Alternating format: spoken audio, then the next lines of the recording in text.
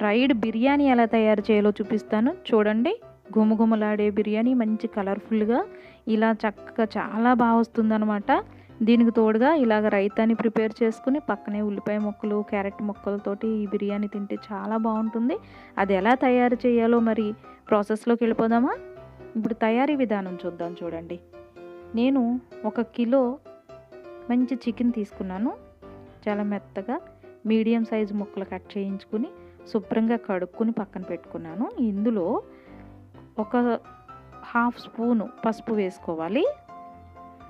ఈ పసుపు వేసుకుని మనం తర్వాత ఇంకా మిగిలిన ఇంగ్రీడియంట్స్ అన్నీ వేసుకుందాము. కొద్దిగా సాల్ట్ వేసుకోవాలి, రుచికి సరిపడగా సాల్ట్ వేసుకోండి. అసలు ఎంతో రుచికరమైన ఫ్రైడ్ బిర్యానీ అనేది మనకి రెడీ చేసుకుందాము. కొద్దిగా జీలకర్ర పౌడర్ వేసుకుందాం, జీలకర్ర పొడి, అలాగే ధనియాల పొడిని కూడా వేసుకోవాలి. కొద్దిగా ధనియాల పొడి ఒక్కొక్క స్పూన్ సరిపోతుంది కేజీకి. కొంచెం పెద్ద స్పూన్ అయితే ఒక్కొక్కటి సరిపోతుంది, చిన్నదైతే 2 స్పూన్లు సరిపోతుంది. 1 స్పూను గరం మసాలా, జీలకర్ర, ధనియాలు, గరం మసాలా పౌడర్లు వేసాం కదా. ఇప్పుడు మనం 2 స్పూన్ల అల్లం వెల్లుల్లి పేస్ట్ వేసుకుందాం. చూసారా, 2 స్పూన్ల అల్లం వెల్లుల్లి పేస్ట్ వేస్తున్నాను నేను. అలాగే కట్ చేసి పెట్టుకున్న ఉల్లిపాయ ముక్కలు, కొత్తిమీర, ఒక మీడియం సైజు ఉల్లిపాయ సరిపోతుంది. కొద్దిగా కొత్తిమీర ఇలాగ సన్నగా తరుగుకుని కొత్తిమీరని, అలాగే సన్నగా తరిగి పెట్టుకున్న ఉల్లిపాయల్ని ఇలాగ స్మాష్ చేసుకుంటూ మనం ఈ చికెన్ ముక్కల్లో వేసుకోవాలి. మీడియం సైజు 1 ఉల్లిపాయ సరిపోతుంది. ఇప్పుడు కారం, ఒక 2 స్పూన్ల కారం వేయండి. కొద్దిగా ఆయిల్ తీసుకోండి, ఒక 2 స్పూన్ల ఆయిల్ వేయండి. ఇవన్నీ కూడా ఈ ముక్కలన్నిటికీ పట్టేలాగున చేతితో ఇలాగా బాగా కలపాలి. బాగా అన్ని ముక్కలకి పట్టేలాగున కొంచెం ఒక 5 నిమిషాలు మనం ఇలాగా కలుపుకోవాలి. ఇలా కలిపితే మనకి ప్రతి ముక్కకి కూడా మనం వేసిన ఈ ధనియాల పొడి, జీలకర్ర, గరం మసాలా, అల్లం వెల్లుల్లి పేస్టు, వీటి ముక్కలన్నిటికీ కూడా చాలా బాగా పడుతుంది అన్నమాట.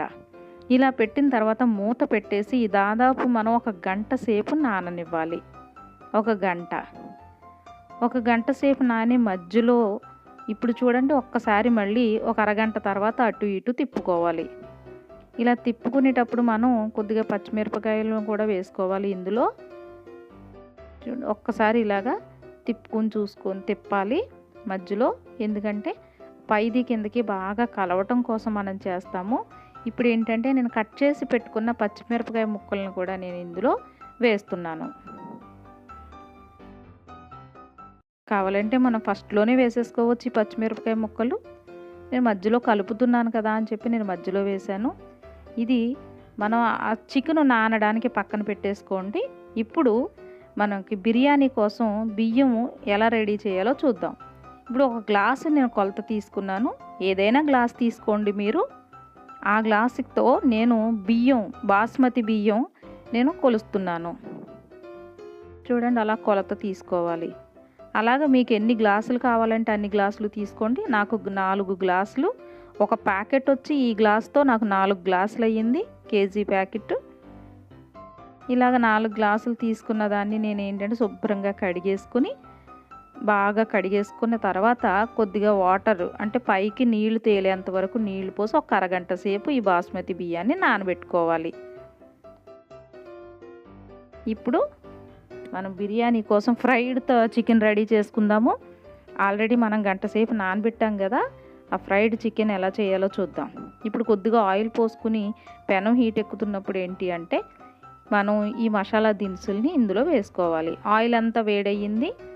నేను యాలకులు, లవంగాలు, ఒక దాల్చిన చెక్క చిన్నది, ఒక బిర్యానీ ఆకు, వీటిలన్నిటినీ నేను దోరగా వేయిస్తున్నాను. కొద్దిగా వేయించండి, ఇలాగా కొద్దిగా దోరగా వేయించండి.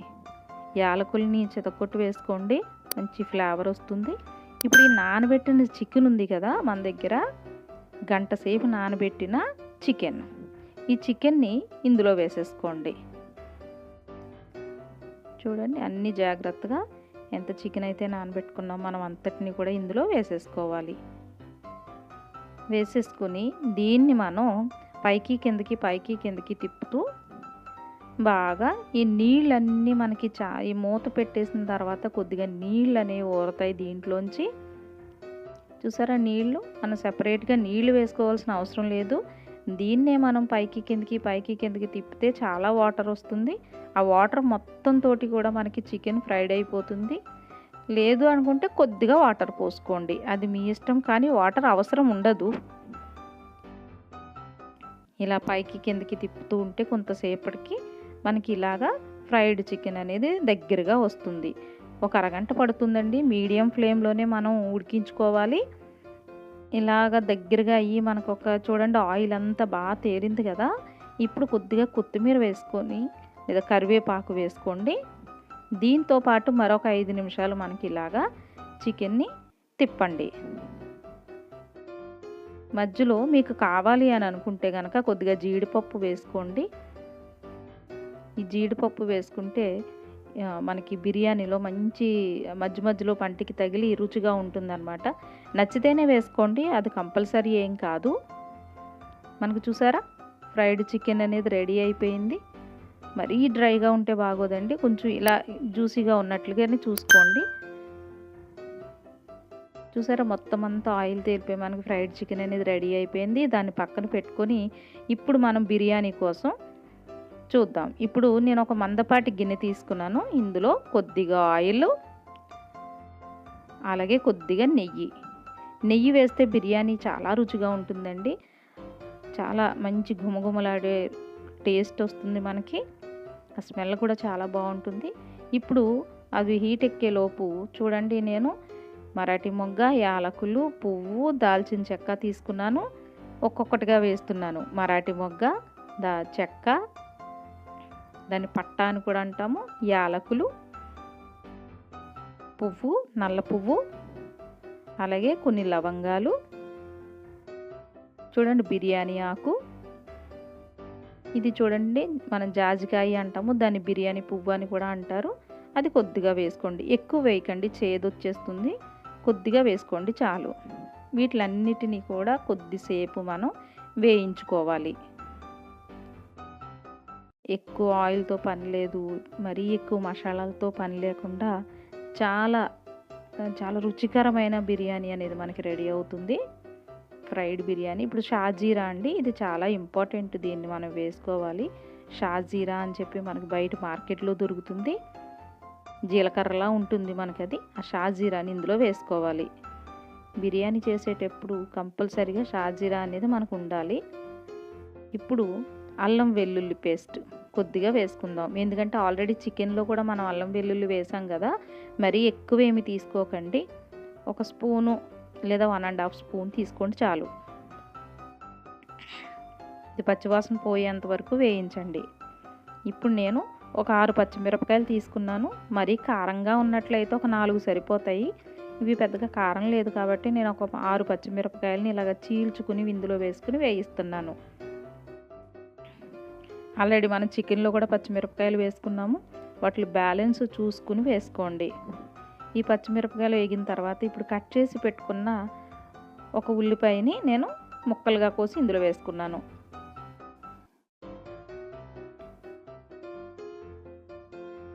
ఇవన్నీ చక్కగా వేగేంత వరకు కూడా మనకి ఇలా తిప్పుకోండి. ఒక 5 నిమిషాలు పడుతుంది. చూసారా అన్నీ వేగిపోయినాయి, అన్నీ వేగుతున్నాయి కదా మనకి. ఇప్పుడు నేను ఏ గ్లాసుతో అయితే బియ్యం తీసుకున్నానో ఆ గ్లాసుతోనే నేను 4 గ్లాసులు తీసుకున్నాను కదా. బాస్మతి రైస్కి ఎప్పుడు కూడా 1 గ్లాసు బియ్యానికి 1.5 గ్లాసుల వాటర్ మాత్రమే తీసుకోవాలి. ఆల్రెడీ అరగంట నానబెట్టేసి ఉంచుతాం కదా మనం. ఇప్పుడు నేను 4 గ్లాసులు తీసుకున్నాను. 4 గ్లాసులకి నాకు 4 గ్లాసులు ప్లస్ అర గ్లాసులు ఉన్నాయి కదా, 4.5 గ్లాసు అంటే నేను 6 గ్లాసుల వాటర్ తీసుకున్నాను. 4 గ్లాసుల బియ్యానికి 4 అరలు 2 ప్లస్ 4 గ్లాసులు 6 గ్లాసుల వాటర్ని నేను తీసుకుని ఇలా వేసిన తర్వాత అందులో కొద్దిగా కొత్తిమీర, పుదీనాని కూడా వేసుకున్నాను. చూసారా అవన్నీ వేగిపోయిన తర్వాత కొత్తిమీర, పుదీనా ఇలాగ పైన వేసుకోవాలి. ఇలా పైన వేసుకుని మనం ఒకసారి ఇలా కలిగి తిప్పేసి మూత పెట్టుకోవాలి. అలా మూత పెట్టుకొని ఒక 5 నిమిషాలు ఫ్లేమ్లో హై ఫ్లేమ్లో ఉంచేసరికి ఇలాగ పొంగు వస్తుంది. చూసారా, బాగా మరిగిపోయి ఈ సందర్భంలోనే మనం ఉప్పు టేస్ట్కి సరిపడగా కొద్దిగా సాల్ట్ వేసేసుకోవాలి. ఇందులో కొద్దిగా ఉప్పు వేసుకుంటే మనకి రుచికి సరిపడా చూసుకోండి. ఒకసారి బ్యాలెన్స్డ్గా, మనకి చికెన్లో కూడా ఉప్పు ఉంది కదా, ఈ ఉప్పు అన్నీ చూసుకున్న తర్వాత ఇప్పుడు మనం నానబెట్టుకున్న అరగంట సేపు నానబెట్టుకున్న ఈ బాస్మతి బియ్యాన్ని మనం ఇందులో వేసుకోవాలి. రేపు సండే కదా, రేపు అందరూ మ్యాక్సిమం ట్రై చేయండి ఈ బిర్యానీని. చూడండి, నేను మొత్తం బియ్యం 4 గ్లాసుల బియ్యాన్ని కూడా నేను ఇందులో వేసేసి ఒక్కసారి నేను ఇలాగ తిప్పుతున్నాను. మరి గట్టిగా తిప్పేయకండి, ముక్కలు ముక్కలుగా విరిగిపోతాయి బియ్యం. జస్ట్ అలాగ ఒక్కసారి తిప్పి మూత పెట్టండి. ఒక 5 నిమిషాల్లో మనకి ఇలాగ దగ్గరగా చేరిపోతుంది. ఎక్కువ టైం పట్టదు. ఒక 5 నిమిషాల్లో చూసారా మనకి ఇలాగా దగ్గరగా చేరిపోతుంది. ఈ నీరంతా కూడా ఎగిరిపోతుంది. మనం చూసుకుని ఇంకొక 2 నిమిషాలు అలా ఉంచండి. అదే ఫ్లేమ్లో 2 నిమిషాలు ఉంచినట్లయితే మనకి చూసారా ఇలా వాటర్ అనేది మొత్తం ఎగిరిపోతుంది. ఈ ఎగిరిపోయిన కొంచెం ఈ తడిగా ఉన్నప్పుడే, కొంచెం ఇలా తడిగా ఉన్నప్పుడే మనం ఫ్రైడ్ చేసి పక్కన పెట్టుకున్నాం కదా చికెన్, ఈ చికెన్ ముక్కల్ని మొత్తంని మనం ఇందులో పరుచుకోవాలి. ఇలా మొత్తం అంతా ఎంతైతే చికెన్ మన దగ్గర ఉందో అంత చికెన్ని కూడా మీరు ఇలాగా ఆ రైస్ మీదే పైనే ఇలాగా వేసేసుకోవాలి. చూడండి, నేను జీడిపప్పులు కూడా వేసాను కదా, అవి ఎంత కలర్ఫుల్గా కనిపిస్తున్నాయో. వీటిలన్నిటినీ కూడా మొత్తం ఈ రైస్ అంతటి పైనే, మా లోపలంతటికి వేయక్కర్లేదు. ఇలా పైన వేసిన తర్వాత మీకు ఫుడ్ కలర్ మధ్యలో ఎల్లోగా కనిపించాలి అని మీకు అనిపించినట్లయితే కనుక వేసుకోండి. ఇది పూర్తిగా ఆప్షనల్, నచ్చితే వేయండి, లేకపోతే లేదు. చూసారా, నేను అదంతా పరిచేసాను కదా, అలా పరిచిన దాన్ని ఒక 2 నిమిషాలు ఉడకనిచ్చాను. మొత్తం 2 నిమిషాలు సిమ్లో పెట్టి నేను ఉడకనిచ్చాను. ఇప్పుడు పైన కిందని తిప్పినట్లయితే చూడండి, అసలు వాటర్ అనేది లేకోకుండా మనకి డ్రైగా అయిపోతుంది అనమాట. జాగ్రత్తగా కలపండి, రైస్ ముక్కలుగా విరిగిపోకుండా అలా జాగ్రత్తగా పైకి కిందకి మీరు ఒక్కసారి తిప్పండి. చూసారా మనకి బిర్యానీ అనేది ఎంత సింపుల్గా రెడీ అయిపోయిందో. అసలు ఎక్కువ మసాలాలతో పని లేకోకుండా చాలా సింపుల్గా మనకి బిర్యానీ అనేది, ఫ్రైడ్ బిర్యానీ అనేది మనకి రెడీ అయిపోయింది. చూసారా, ఒక సర్వింగ్ ప్లేట్లో కనుక మీరు ఇలా జాగ్రత్తగా తీసుకుని సర్వ్ చేసుకోవడమే.